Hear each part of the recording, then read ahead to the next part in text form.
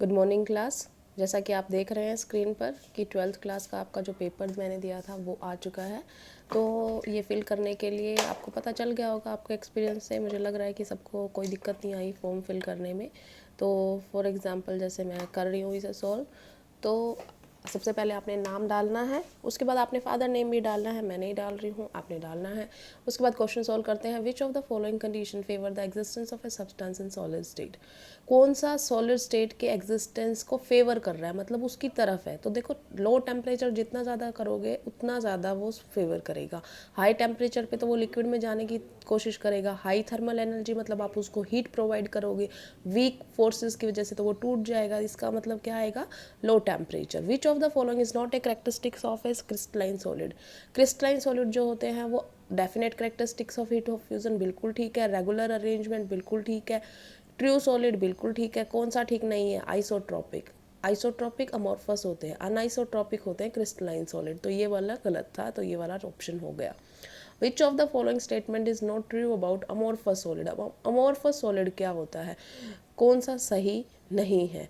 On heating they become crystalline at certain temperature. ये बात बिल्कुल सही है। अमॉर्फस को अगर हम हीट करके बहुत आराम से ठंडा करते हैं तो वो किसी टेम्परेचर के ऊपर क्रिस्टलाइन बन जाता है।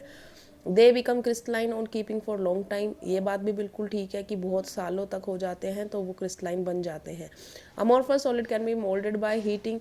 अमॉर्फस सॉलिड का देखो एग्जांपल, आपने प्लास्टिक देखा है, प्लास्टिक को हम दोबारा से मोल्ड करके शेप दे सकते हैं दूसरी, तो ये भी ठीक है। They are अनआइसोट्रॉपिक। क्रिस्टलाइन जो होते हैं वो अनआइसोट्रॉपिक होते हैं, अमॉर्फस नहीं, तो ये इसका आंसर होगा। Iodine molecules are held in the crystal lattice by. तो बेटा कूलम्बिक फोर्सेस मतलब आयनिक कंपाउंड है, कोवलेंट बॉन्ड मतलब उसके अंदर नेटवर्क सॉलिड्स हैं तो उसके अंदर आएगा, तो उसमें भी नहीं आता। डाइपोल डाइपोल इंटरेक्शन, इसका मतलब डाइपोल होना ज़रूरी है, तो ये सिर्फ ऐसे मॉलिक्यूल्स में मिलेगा जिसके पास दो अलग अलग एटम हो। जैसे HCl का पूछोगे तो उसमें डाइपोल डाइपोल इंटरेक्शन आ सकता है।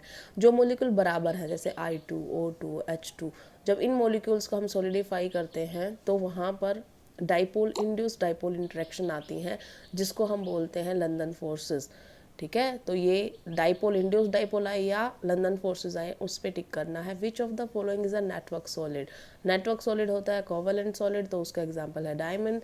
Graphite is a good conductor of electricity due to the presence of, उसके पास फ्री इलेक्ट्रॉन्स होते हैं, हर कार्बन के पास एक फ्री इलेक्ट्रॉन होता है। तो ये लोन पेयर ऑफ इलेक्ट्रॉन गलत है, फ्री वैलेंस इलेक्ट्रॉन बिल्कुल ठीक है। Cations are present in the interstitial sites in.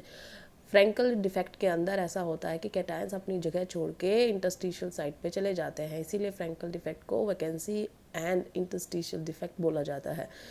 Short की defect is observe in crystal when. Schottky तब होता है जब equal number of cations and equal number of anions are missing from their lattice site, क्योंकि वो छोड़ के crystal को बाहर चले जाते हैं, तो इसका सेकंड ऑप्शन ठीक है। To get n type semiconductor from silicon it should be doped with substance with valence. देखो एन टाइप का मतलब है इलेक्ट्रॉन रिच इम्प्योरिटी ऐड करके जो बनाया गया है सेमीकंडक्टर, तो उसके अंदर फिर किसके से ज़्यादा होना चाहिए भाई, सिलिकॉन के साथ डॉप किया तो सिलिकॉन से ज़्यादा होना चाहिए। सिलिकॉन के अंदर वैलेंस इलेक्ट्रॉन होते हैं 4, क्योंकि उसका एटॉमिक नंबर होता है 14 284, तो लास्ट वाले इलेक्ट्रॉन 4 ही हैं, तो उससे ज़्यादा कितना होएगा 5। उसके बाद 10th क्वेश्चन है the total number of tetrahedral voids in the face centred unit cell.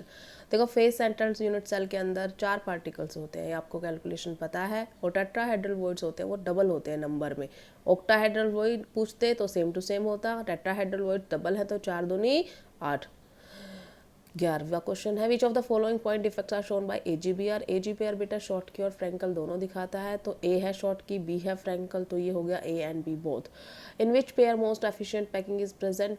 ये A की पैकिंग होती है, जो HCP और CCP जिनकी A की परसेंटेज होते हैं 74%। HCP अलग है, CCP अलग है, लेकिन दोनों की पैकिंग एफिशिएंसी बराबर है। तो HCP and CCP। The percentage of empty space in the body centred cubic arrangement. यहाँ पे बच्चों ने समझने में गलती की है। Body centred cubic unit cell में 68% पैकिंग एफिशिएंसी होती है, लेकिन उसने पूछा क्या है, the percentage of empty space मतलब खाली स्थान। तो 100 में से अब 68 घटा दोगे तो वो खाली स्थान आ जाएगा, वो आ जाएगा 32।